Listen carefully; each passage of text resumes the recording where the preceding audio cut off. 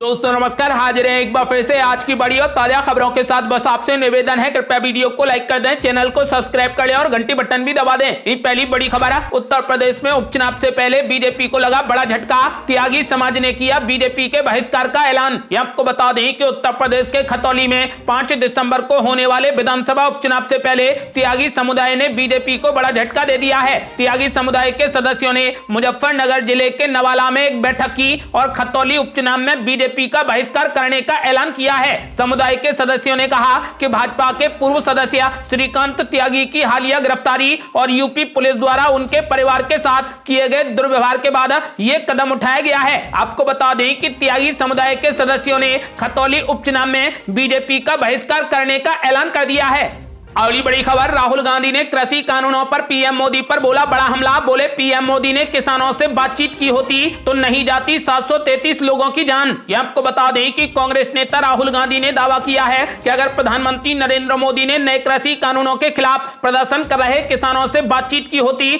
तो 733 लोगों की जान बचाई जा सकती थी। राहुल गांधी ने कहा कि किसान इस देश की आवाज है। कृषि कानून किसान विरोधी थे, इसीलिए उन्होंने दिल्ली के बाहरी इलाके में आंदोलन किया। मोदी सरकार ने उनकी मांगों को नजरअंदाज कर दिया। राहुल गांधी ने इस दौरान पिछले साल इसी दिन केंद्र सरकार द्वारा वापस लिए गए कृषि कानूनों का विरोध करने के दौरान अपनी जान गंवाने वाले किसानों को श्रद्धांजलि दी। कांग्रेस ने 19 नवंबर को किसान विजय दिवस के रूप में मनाया। आपको बता दें कि राहुल गांधी ने आरोप लगाते हुए कहा कि कृषि कानून कुछ उद्योगपतियों को फायदा पहुंचाने के लिए लाए गए थे। उन्होंने कहा कि सरकार के पास पुलिस, हथियार, प्रशासन है और किसानों के पास केवल उनकी आवाज है। इस सरकार के अहंकार के कारण आंदोलन के दौरान 733 किसानों की जान चली गई। अगली बड़ी खबर, गुजरात में बीजेपी की रैलियों का रेला, लेकिन कांग्रेस कर रही चुपचाप प्रचार। आम आदमी पार्टी ने भी बनाई बड़ी रणनीति। ये आपको बता दें कि गुजरात चुनावों में इस बार त्रिकोणीय मुकाबला है। बीजेपी कांग्रेस के बीच में दशकों पुराने सियासी संग्राम में इस बार आम आदमी पार्टी भी कूद पड़ी है। तीनों दल इसके लिए एड़ी चोटी का जोर लगा रहे हैं। बीजेपी जहां रैलियों का रेला लगा रही है तो वहीं कांग्रेस गुपचुप तरीके से चुनाव प्रचार कर रही है। प्रधानमंत्री नरेंद्र मोदी ने खुद बीजेपी कार्यकर्ताओं से सतर्क रहने को कहा है। राज्य में 1 और 5 दिसंबर को मतदान होने हैं। प्रधानमंत्री नरेंद्र मोदी ने एक रैली में गुजरात भाजपा कार्यकर्ताओं को सतर्क रहने की चेतावनी दी है और कहा कि भले ही कांग्रेस रैलियां ना करे या जनसभाएं ना करे और प्रेस कॉन्फ्रेंस आयोजित ना करे, लेकिन वे चुपचाप काम कर रहे हैं, इसीलिए सतर्क रहें। पीएम मोदी कांग्रेस की खटला बैठकों या अनौपचारिक बैठकों का जिक्र कर रहे थे। विपक्षी पार्टी कांग्रेस, जिसने 2017 में भाजपा के खिलाफ एक जोरदार लड़ाई लड़ी थी और 1995 के बाद पहली बार बीजेपी को 99 सीटों पर सिमटने को मजबूर कर दिया था। इस बार वो चुपचाप काम कर रही है। हालांकि अरविंद केजरीवाल की पार्टी आम आदमी पार्टी ने पीएम मोदी के गृह राज्य में एक उत्साही अभियान शुरू किया है। कांग्रेस पार्टी ने बड़ी रैलियां या रोड शो के बजाय घर घर प्रचार करने से लेकर ग्रामीण क्षेत्रों में छोटी छोटी सभाओं को संबोधित करने तक अपने अभियान को केंद्रित किया है। हालांकि यह कहना मुश्किल है कि कांग्रेस की इस रणनीति में बदलाव पैसे की कमी के कारण है या फिर कोर वोटर्स पर ध्यान केंद्रित करने का ये एक सुविचारित फैसला है। कांग्रेस नेता शक्ति सिंह गोहिल ने कहा कि हर पार्टी अपनी रणनीति के साथ आती है। हमारे कोर ग्रुप ने काफी होमवर्क के बाद सोचा कि इससे बेहतर नतीजे मिलेंगे। चुपचाप काम करने का मतलब ये नहीं है कि हम निष्क्रिय हैं। वहीं गुजरात कांग्रेस के प्रवक्ता मनीष दोशी ने कहा कि 2017 में हमने बीजेपी को 99 सीटों पर रोका था और इस बार हम 125 सीटों पर पहुंचेंगे।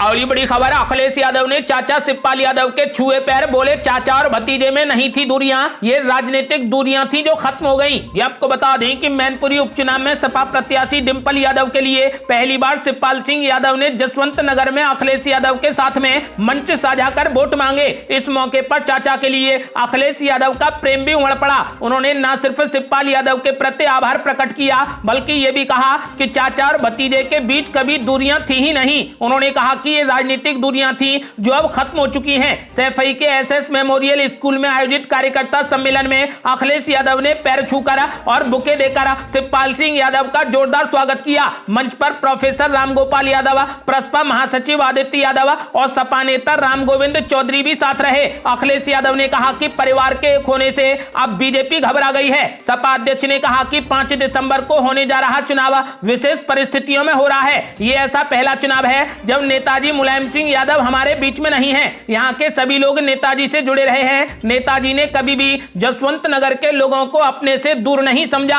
अखिलेश यादव ने कहा कि नेताजी ने मैनपुरी को बनाया और मैनपुरी की जनता ने नेताजी को बनाया। जीवन भर के संघर्ष में यहाँ की जनता के सहयोग ने उन्हें देश की राजनीति में बड़ा बनाया। उन्होंने कहा कि पूरे देश की निगाह मैनपुरी के उपचुनाव पर टिकी है। पूरा देश देखेगा कि इस सीट पर ऐतिहासिक जीत समाजवादी पार्टी को मिल रही है। अखिलेश यादव ने शिवपाल सिंह यादव का बार बार जिक्र किया। उन्होंने कहा कि लोग कहते थे कि दूरियां हैं। मैं बताना चाहता हूं कि चाचा और भतीजा में दूरियां नहीं थी, ये राजनीतिक दूरियां थी। खुशी इस बात की है कि राजनीति की भी दूरी अब खत्म हो गई है। उन्होंने कहा कि इससे अब बीजेपी पूरे तरीके से घबरा गई है। बीजेपी पर हमला बोलते हुए सपा अध्यक्ष अखिलेश यादव ने कहा कि बीजेपी अपने हर वादे को भूल गई है। इतनी साजिश कोई भी पार्टी नहीं करती जितनी बीजेपी करती है। उन्होंने कहा कि परिवार दूर हो तो कहते हैं कि परिवार में झगड़ा है और परिवार एक हो जाए तो कहते हैं कि परिवारवादी पार्टी है। ये तकलीफ बीजेपी को है और हमेशा रहेगी, क्योंकि वे हर जगह कमी ढूंढते हैं। अखिलेश यादव ने साफ कर दिया है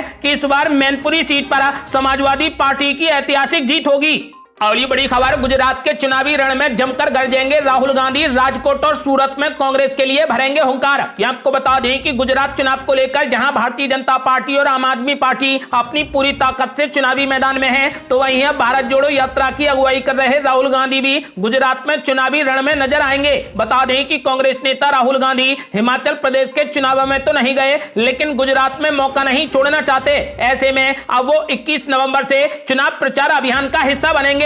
अगली बड़ी खबर है, एमसीडी चुनाव से पहले कांग्रेस पार्टी को लगा बड़ा झटका। कांग्रेस का साथ छोड़कर आम आदमी पार्टी में शामिल हुए महाबल मिश्रा। केजरीवाल ने मंच पर लगाया गले। आपको बता दें कि दिल्ली नगर निगम चुनाव यानी एमसीडी चुनाव से पहले कांग्रेस को दिल्ली में एक बड़ा झटका लग गया है। कांग्रेस के पूर्व सांसद और वरिष्ठ नेता महाबल मिश्रा रविवार को हाथ का साथ छोड़कर आम आदमी पार्टी में शामिल हो गए। महाबल मिश्रा एक बड़े पूर्वांचली नेता है। दिल्ली के पहाड़गंज में रविवार को आम आदमी पार्टी के राष्ट्रीय संयोजक और दिल्ली के मुख्यमंत्री केजरीवाल की पब्लिक रैली के दौरान पश्चिमी दिल्ली सीट से कांग्रेस के पूर्व सांसद और वरिष्ठ नेता महाबल मिश्रा औपचारिक रूप से आम आदमी पार्टी में शामिल हो गए। इस दौरान केजरीवाल और मनीष सिसोदिया ने मंच पर ही गले लगाकर उनका जोरदार स्वागत किया। इस दौरान केजरीवाल ने लोगों से उन लोगों को वोट नहीं देने का आग्रह किया जो आगामी नगर निगम चुनाव में दिल्ली के विकास और कल्याणकारी कार्यों को रोकना चाहते हैं। अगली बड़ी खबर है, एमसीडी चुनाव प्रचार में अरविंद केजरीवाल ने मोदी सरकार पर बोला बड़ा हमला। कहा भाजपा ने मेरा काम रोकने के लिए एलजी साहब को लगा दिया है। आपको बता दें कि दिल्ली में अगले महीने होने वाले एमसीडी चुनाव को लेकर सियासी पारा चरम पर है। ऐसे में सभी दल एक दूसरे पर अपने अपने अंदाज में हमले कर रहे हैं। इस चुनावी जंग में दिल्ली में सत्तारूढ़ आम आदमी पार्टी के राष्ट्रीय संयोजक और मुख्यमंत्री अरविंद केजरीवाल ने उपराज्यपाल वीके सक्सेना को भी घसीट लिया है। आपको बता दें कि केजरीवाल ने दिल्ली वासियों से कहा कि वे आगामी नगर निगम चुनाव में उन लोगों को वोट न दें जो दिल्ली में विकास और कल्याणकार को रोकना चाहते हैं। इस दौरान केजरीवाल ने दिल्ली सरकार के काम में बाधा डालने का आरोप लगाते हुए उपराज्यपाल कार्यालय और भाजपा पर भी निशाना साधा। उन्होंने कहा कि भाजपा ने मेरा काम रोकने के लिए एलजी साहब को तैनात किया है। उन लोगों को वोट मत दीजिए जो दिल्ली की प्रगति को रोकना चाहते हैं। मध्य दिल्ली के पहाड़गंज में दिल्ली नगर निगम यानी एमसीडी के चुनाव प्रचार अभियान में उन्होंने स्कूलों तथा अस्पतालों के निर्माण के साथ ही निःशुल्क बिजली और पानी उपलब्ध कराने में अपनी सरकार के प्रयासों के बारे में भी बात की। बहरहाल उन्होंने अफसोस जताया कि सरकार शहर में साफ सफाई में सुधार लाने के लिए ज्यादा कुछ नहीं कर पाई। उन्होंने कहा कि इसकी जिम्मेदारी दिल्ली नगर निगम की है। उन्होंने कहा कि हमारे कार्यालय में हमने स्कूलों तथा अस्पतालों में सुधार किया है, निःशुल्क बिजली और पानी उपलब्ध करवाया है तथा इसके अलावा सीसीटीवी लगवाए हैं और मोहल्ला क्लिनिक बनवाए हैं। लेकिन हमें दुख होता है कि हम साफ सफाई में सुधार लाने के लिए कुछ नहीं कर पाए, क्योंकि ये एमसीडी की जिम्मेदारी है। दिल्ली को साफ करने का हमें एक मौका दीजिए, हम नतीजे लाकर देंगे। आम आदमी पार्टी प्रमुख ने दिल्ली में कूड़े का पहाड़ न बनने देने का भी वादा किया है। अगली बड़ी खबर, गुजरात में गरजे पीएम मोदी, बोले विकास को मुद्दा बनाता है गुजरात, जनता ने कर लिया है बीजेपी को जीत दिलाने का फैसला। आपको बता दें कि गुजरात विधानसभा चुनाव के लिए अब 9 दिनों का ही समय शेष बचा है। ऐसे में राजनीतिक दलों ने प्रचार में अपनी पूरी ताकत झोंक दी है। प्रधानमंत्री नरेंद्र मोदी ने बोटाद जिले में एक बड़ी रैली को संबोधित किया। इस दौरान उन्होंने कहा कि ये चुनाव न केवल अगले 5 वर्षों के लिए है, बल्कि ये तय करेगा कि गुजरात 25 वर्षों बाद कैसा दिखेगा। प्रधानमंत्री ने कहा कि कि हर तरफ एक ही बात सुनने को मिल रही है कि फिर एक बार मोदी सरकार, गुजरात की जनता ने अभूतपूर्व जीत दिलाने का फैसला कर लिया है। मोदी ने कहा कि चुनाव का मुद्दा विकास है, विकास को मुद्दा बनाने का काम गुजरात करता है। उन्होंने आगे कहा कि भारत की राजनीति में भाजपा ने विकास की पहल की है। इसने भारत के सभी राजनीतिक दलों को चुनावों में विकास की बात करने पर मजबूर कर दिया है। मोदी जी ने कहा कि स्वास्थ्य क्षेत्र में बड़ा बदलाव लाने के लिए भाजपा सरकार की सराहना की गई है। इसने मानवता की बहुत बड़ी सेवा की है।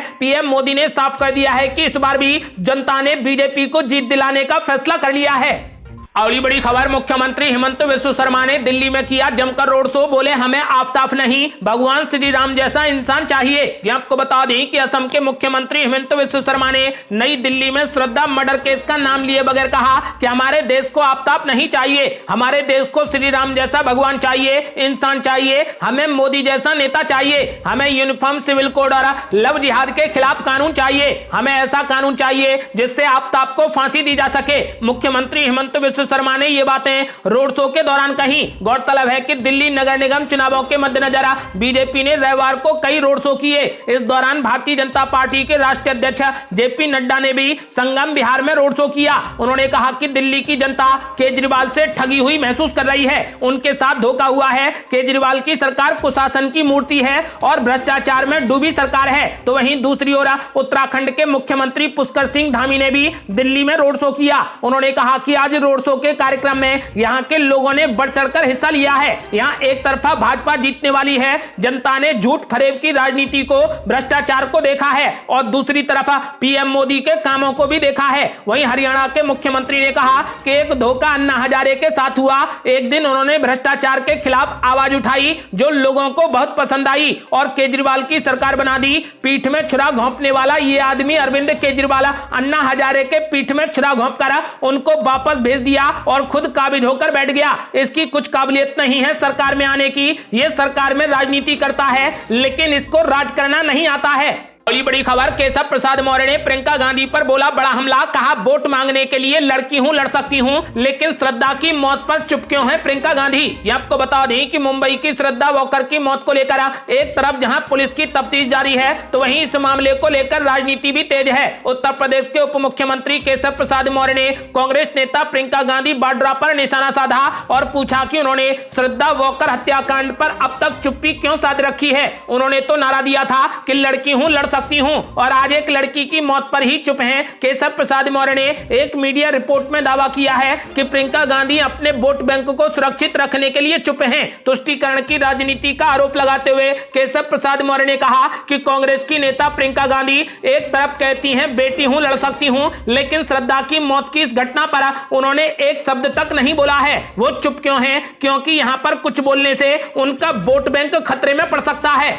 अगली बड़ी खबर, राहुल गांधी ने पीएम मोदी पर बोला बड़ा हमला। बोले मोदी सरकार संयुक्त प्रगतिशील गठबंधन के कानूनों को कर रही कमजोर। यह आपको बता दें कि कांग्रेस नेता राहुल गांधी के नेतृत्व में कांग्रेस की भारत जोड़ो यात्रा का आज महाराष्ट्र में आखिरी दिन था। यात्रा महाराष्ट्र चरण के अंतिम दिन बुलढाणा जिले से आगे बढ़ी। महाराष्ट्र से यह पद यात्रा रविवार रात को मध्य प्रदेश में प्रवेश कर गई। उन्होंने केंद्र की भाजपा सरकार पर आदिवासियों को सशक्त बनाने के लिए संयुक्त प्रगतिशील गठबंधन द्वारा बनाए गए कानूनों को कमजोर करने का आरोप लगाया। उन्होंने कहा कि जब उनकी पार्टी दोबारा सत्ता में वापसी करेगी तो इन कानूनों को मजबूत किया जाएगा। इस दौरान पूर्व कांग्रेस अध्यक्ष राहुल गांधी ने कहा कि आदिवासी देश के पहले मालिक हैं और उन्हें अन्य नागरिकों की तरह समान अधिकार प्राप्त है। मोदी सरकार पर आरोप लगाते हुए उन्होंने कहा कि मोदी सरकार पंचायत अधिनियम, वन अधिकार अधिनियम, भूमि अधिकार, पंचायत राज अधिनियम और स्थानीय निकायों में महिलाओं के लिए आरक्षण जैसे कानूनों को कमजोर कर रही है। अगली बड़ी खबर, भारत जोड़ो यात्रा में राहुल गांधी के साथ आए बच्चे, बूढ़े और जवान सिनेमा जगत के सितारे भी हुए शामिल। आपको बता दें कि कांग्रेस नेता राहुल गांधी के नेतृत्व में भारत जोड़ो यात्रा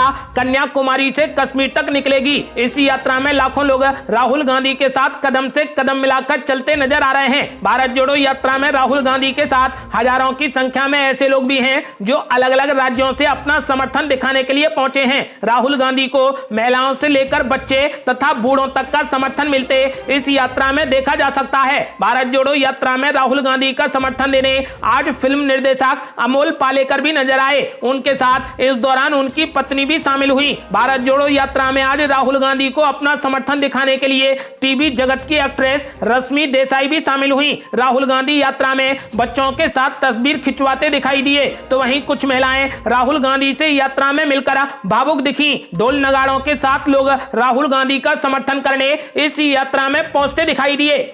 अगली बड़ी खबर, गुजरात विधानसभा चुनाव से पहले भाजपा की बड़ी कार्रवाई, 7 बागी नेताओं को दिखाया पार्टी से बाहर का रास्ता। यह आपको बता दें कि गुजरात विधानसभा चुनाव से पहले भारतीय जनता पार्टी की ओर से बड़ी कार्रवाई की गई है। पार्टी ने 7 बागी नेताओं को बाहर का रास्ता दिखा दिया है। इन पूर्व विधायकों ने इस बार टिकट कटने के बाद निर्दलीय उम्मीदवार के रूप में नामांकन किया था, जिसके बाद पार्टी ने उन्हें निलंबित कर दिया है। जानकारी के मुताबिक इन 7 विधायकों का टिकट इस बार काट दिया गया था। इसके बाद से ये विधायक लगातार टिकट की मांग कर रहे थे। हालांकि टिकट न मिलने के बाद इन विधायकों ने निर्दलीय उम्मीदवार के रूप में अपना नामांकन दाखिल कर दिया था। पार्टी के प्रदेश अध्यक्ष CR पाटिल ने बताया कि 7 विधायकों को 6 साल के लिए पार्टी से निलंबित कर दिया गया है। अगली बड़ी खबर, दिल्ली NCR के लोगों को लगा महंगाई का बड़ा झटका। मदर डेयरी ने साल में चौथी बार बढ़ाए दूध के दाम। ये आपको बता दें कि मदर डेयरी ने लागत बढ़ने का हवाला देते हुए सोमवार से दिल्ली NCR के बाजार में फुल क्रीम दूध की कीमत 1 रुपए प्रति लीटर और टोकन दूध की कीमत 2 रुपए प्रति लीटर बढ़ाने का फैसला किया है। मदर डेयरी ने इस साल चौथी बार दूध की कीमतों में इजाफा किया है। मदर डेयरी के प्रवक्ता के मुताबिक फुल क्रीम दूध की कीमत 63 रुपए प्रति लीटर से बढ़कर 64 रुपए प्रति लीटर हो गई है। टोकन दूध की कीमत 48 रुपए प्रति लीटर से बढ़कर 50 रुपए प्रति लीटर हो गई है। हालांकि फुल क्रीम दूध के 500 ml पैक की कीमत में कोई भी बदलाव नहीं किया गया है। ये थी अब तक की बेहद बड़ी खबरें। आपका क्या मानना है, इस बार मैनपुरी उपचुनाव में कौन सी पार्टी जीतने वाली है? अपनी राय हमें वीडियो लाइक कर कमेंट बॉक्स में जरूर दें। यदि आपने अभी तक हमारे चैनल को सब्सक्राइब नहीं किया है तो कृपया चैनल को सब्सक्राइब कर घंटी बटन जरूर दबा दें। जल्दी मिलते हैं बड़ी अपडेट के साथ, तब तक के लिए जय हिंद, जय भारत।